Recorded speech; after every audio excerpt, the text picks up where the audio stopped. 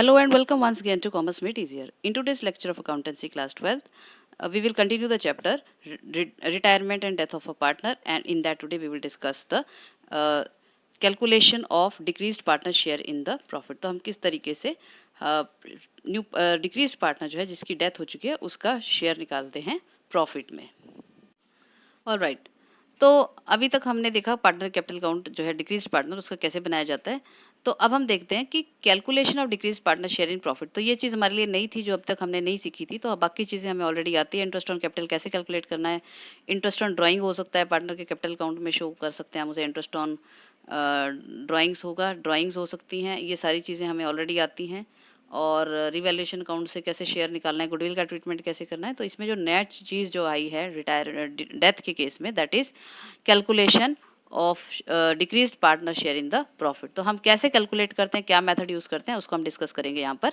तो when a partner dies his share in the future profit is credited to his capital count and for this profit and loss suspense count is open which is a nominal count. तो जो हम partner को जो है decreased partner को जो हमने estimated हमारा प्रॉफिट है जो हमने कैलकुलेट किया है, नीचे जो भी दो हम मेथड अभी डिस्कस करेंगे उनके हिसाब से, उसको जो है हम उसमें प्रॉफिट में उसका शेयर कैलकुलेट करते हैं. और उसके बाद जो है हम एक अकाउंट ओपन करते हैं that is called profit and loss suspense account. Suspense account आपके लिए वर्ड नया नहीं होगा, ये आपने 11th में भी पढ़ा है व्हाट इज सस्पेंस अकाउंट. तो सस्पेंस अकाउंट हम इसलिए खोलते हैं जब हमें पता नहीं होता है कि कौन से अमाउंट किस चीज़ से बिलोंग करता है. 11th की हम बात कर रहे हैं. तो हम क्या करते हैं, एक सस्पेंस अकाउंट में उसको अमाउंट को ट्रांसफर कर देते हैं और जैसे जैसे हमें एरर्स का पता चलता था तो हम उसे राइट ऑफ कर लेते. तो सस्पेंस होता है जब आपको किसी चीज़ के बारे में श्योर ना हो.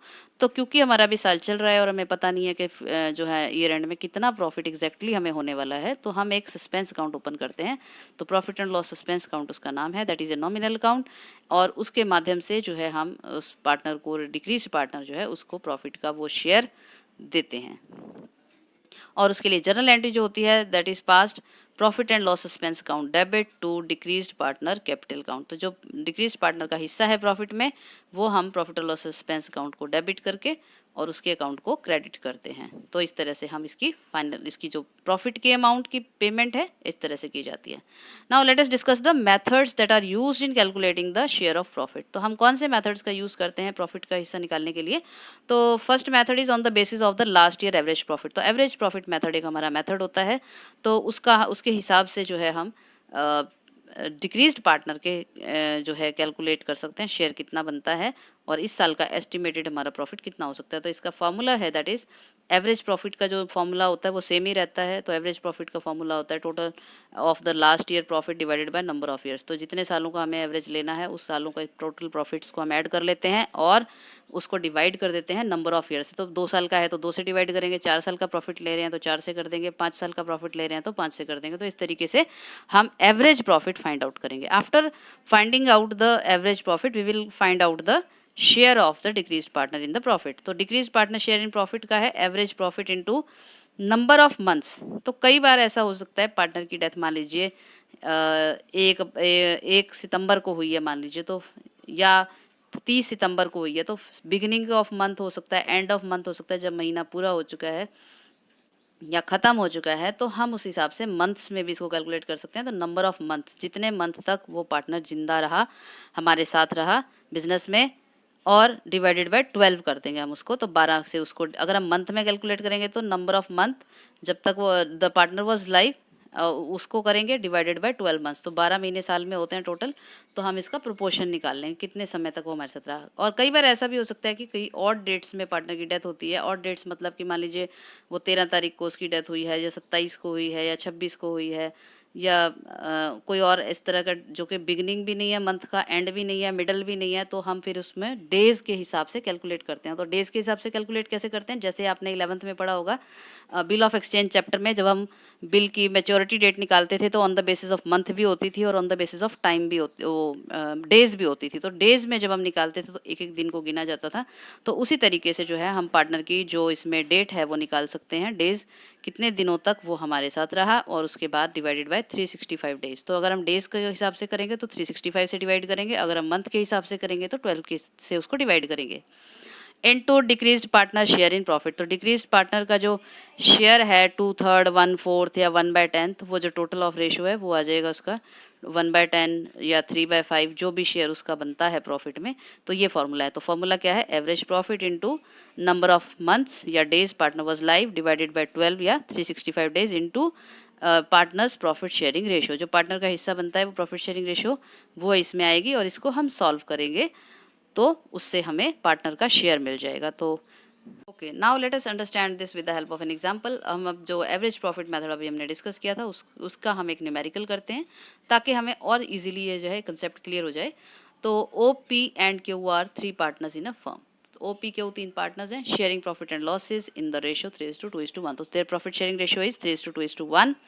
The accounting year of the firm is from 1 April to 31 March. तो जो अकाउंटिंग ईयर उनका 1 अप्रैल से 31 मार्च है। Partner P died in an accident on 25 June 2019। तो जो पार्टनर पी था, दैट इज ये बीच वाला पार्टनर, ओ पी के 3 पार्टनर थे, तो पी जो है इसकी डेथ हो जाती है एक्सीडेंट में 25 जून 2019 को। तो calculate the amount of profit payable to the decreased partners executor on the death of the partner which will be calculated on the basis of the average profit of the last 3 years. तो आपको calculate करना है जो profit है उसका amount calculate करना है payable to the decrease partner executor. तो उसके एग्जीक्यूटर को दिया जाएगा डिक्रीज पार्टनर के, और मेथड कौन सा यूज करना है, विच will be calculated on the basis of the average profit of the last 3 years. तो इसमें हमें एवरेज प्रॉफिट मेथड का यूज करना है। पिछले 3 साल के प्रॉफिट्स हमें लेने हैं। Profit for the last 5 year are as follow. तो ये जरूरी नहीं है कि 3 साल का प्रॉफिट हमें लेना है तो 3 ही दियो, हमारे पास प्रॉफिट्स बहुत सारे दिए जा सकते हैं। जैसे हमने इस क्वेश्चन में लिया 5 ईयर्स का, तो 5 साल के प्रॉफिट हमें दिया, कौन से 3 साल के हमें लेने हैं वो हमें देखना है। तो अब से स्टार्ट होके पिछले जो है प्रीसीडिंग 3 ईयर्स उसको हमें जो है ये लेना है। तो यहाँ पर हमें पिछले 3 साल के प्रॉफिट्स हैं। 2019 जो हमारा 1 अप्रैल 2018 से 2019 तक के लिए अकाउंटिंग ईयर था, उसमें हमारा जो प्रीवियस ईयर था उसमें हमारा प्रॉफिट रहा था 1 लाख रुपीज़। उससे प्रीवियस ईयर 2018 में रहा था हमारा 80,000 रुपीज़। उससे प्रीवियस ईयर में रहा था 17 में 60,000 रुपीज़, और 2016 में जो है प्रॉफिट रहा था 90,000, एंड उससे पिछले में रहा था 2015 में 70,000। तो इस तरह से 5 साल के प्रॉफिट लेने हैं, दिए गए हैं, और हमें सिर्फ पिछले इमीडिएटली पिछले 3 साल के लेने। तो इमीडिएटली पिछले 3 साल के हो गए, यहाँ से 2019 का लेना है, 2018 का लेना है 80,000, और 2017 का लेना है 60,000, और इन दोनों को हमें नहीं लेना है। तो ये आपको ध्यान रखना है कि आपको इमीडिएटली पिछले 3 सालों का लेना है।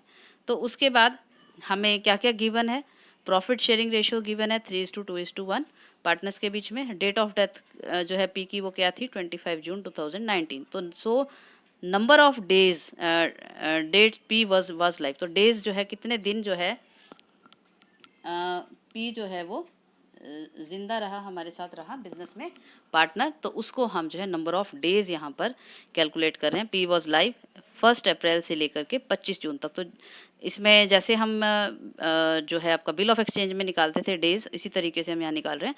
तो 1 अप्रैल से आपका काउंटिंग ईयर शुरू होता है, तो अप्रैल का पूरा महीना प्लस मई का पूरा महीना वो था हमारे साथ, प्लस जून का महीना जब तक के वो हमारे साथ रहा। तो अप्रैल में होते हैं टोटल डेज हम कैलकुलेट कर रहे हैं, अप्रैल में होते हैं 30 डेज, मई में होते हैं 31 डेज, और जून में जब तक वो रहा दैट वाज 25 डेज। तो इसमें वो जो डे है जिस दिन उसकी डेथ हुई है वो भी इंक्लूड होगा। तो 25 डेज जो हैं ये हो गए जून के। तो टोटल मिलाकर 30 + 31 + 25 टोटल हो गए आपके 86 डेज। तो यहाँ पर 86 डेज तक जो था वो पार्टनर हमारे साथ बिजनेस में। ओके, तो अब हमने नंबर ऑफ डेज निकाल लिए, 86 डेज तक पार्टनर हमारे साथ था। Now we will calculate the average profit of the last 3 years. तो 2019, 2018 एंड 2017 के हम प्रॉफिट लेंगे। तो formula for average profit is total profit of past 3 years है यहाँ पर, तो हम 3 ईयर्स लिख रहे हैं, divided by number of years. तो 3 ईयर्स है हमारे पास नंबर ऑफ ईयर्स। तो एवरेज प्रॉफिट कैलकुलेट करने के लिए हम इसका अमाउंट जो है प्रॉफिट था 2019 का 1 लाख, 2018 का था आपका 80,000, 2017 का था 60,000। तो तीनों को 1 lakh plus 80,000 plus 60,000 divided by 3। तो 24 जो 2,40,000 डिवाइडेड बाय 3 हमारा अमाउंट आ जाएगा, और इसको हम सॉल्व करेंगे, वी विल गेट ₹80,000। तो 80,000 वाज द एवरेज प्रॉफिट। तो ये हमारा एवरेज प्रॉफिट आ गया है। और इस एवरेज प्रॉफिट में P's share in the average profit up to the date of his death. तो पी का हिस्सा जो बनता है उसकी डेथ तक के डेट तक कितना बनता है, तो हमने यहाँ पर इसको कलेक्टिवली सॉल्व कर लिया। आप चाहें तो इसे अलग अलग भी कर सकते हैं। तो 80,000 को जो है हमने 86 डेज जो वो हमारे साथ था divided by 365 days total days in the year. तो एक साल में 365 दिन है, उसमें से 86, तो इनका रेशियो हम निकाल लेते हैं। इंटू 2/6 उसका जो है प्रॉफिट शेयरिंग रेशियो था पार्टनर का, ये हमने एक साथ किया है। तो इसको हम सॉल्व करेंगे तो हमारे पास पी का शेयर आएगा ₹6,283। तो 6,283 जो है उसका अमाउंट आता है।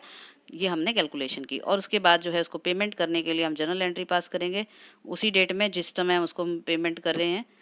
तो profit and loss suspense count debit 6,283 to P's capital account 6,283। तो decreased partner share of estimated profit credited to his capital account. तो ये जर्नल एंट्री जो है हम बनाएंगे इसके प्रॉफिट का एडजस्टमेंट के लिए। ओके, तो सेकंड मेथड जो है हमारा on the basis of the sales या टर्नओवर। प्रीवियस ईयर की सेल्स या टर्नओवर के बेस पर हम करंट ईयर का जो प्रॉफिट है वो कैलकुलेट कर सकते हैं। So in this method ratio between profit and sales that is turnover of previous year is find out and it is assumed that this year also profits will be earned in the same ratio। तो हम जो है पिछले साल के sales के मुकाबले हमें कितना प्रॉफिट हुआ, इतनी सेल्स पर हमें इतना प्रॉफिट हो, वो रेशो हम कैलकुलेट करेंगे और उसके हिसाब से हम ये मान के चलेंगे कि जिस रेशो में पिछले साल हमें प्रॉफिट हुआ था सेल्स के, उसी रेशो में हमें इस साल भी जो है प्रॉफिट होगा सेल्स के कंपैरेटिवली।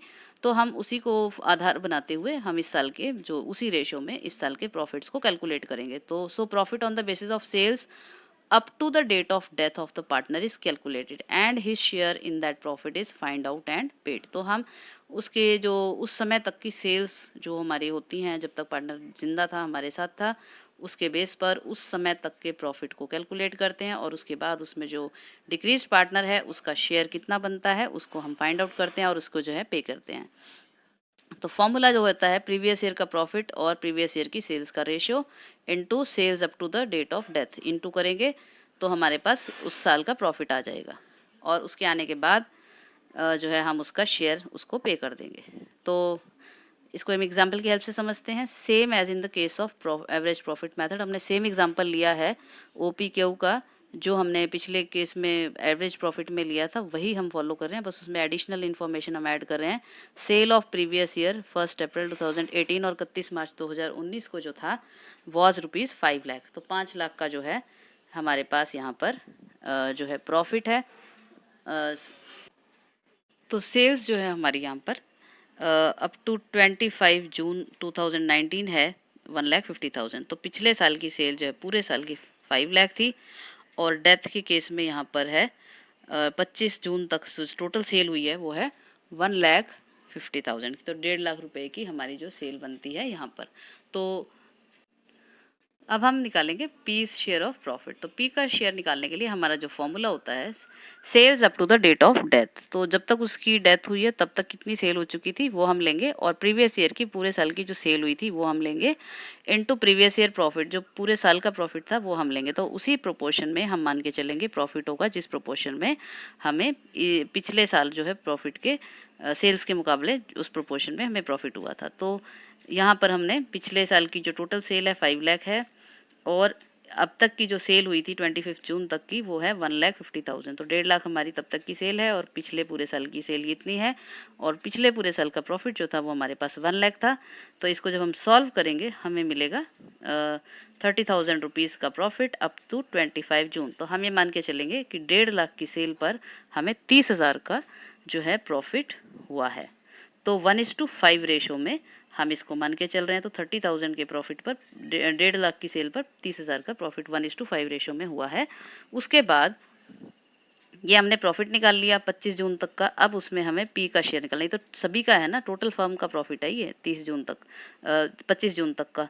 तो सिर्फ जो रिटायरिंग डिक्रीज्ड पार्टनर है उसका शेयर नहीं है, अभी हमें इसमें निकालना है। तो पी का शेयर जो बनता है 30,000 रुपीज़ में 2/6 उसका शेयर था प्रॉफिट शेयरिंग रेशियो। तो 30,000 का 2/6 बनता है 10,000। तो पी का शेयर जो बना है प्रॉफिट में वो है 10,000 रुपीज़। तो उसकी जर्नल एंट्री हम बना लेते हैं।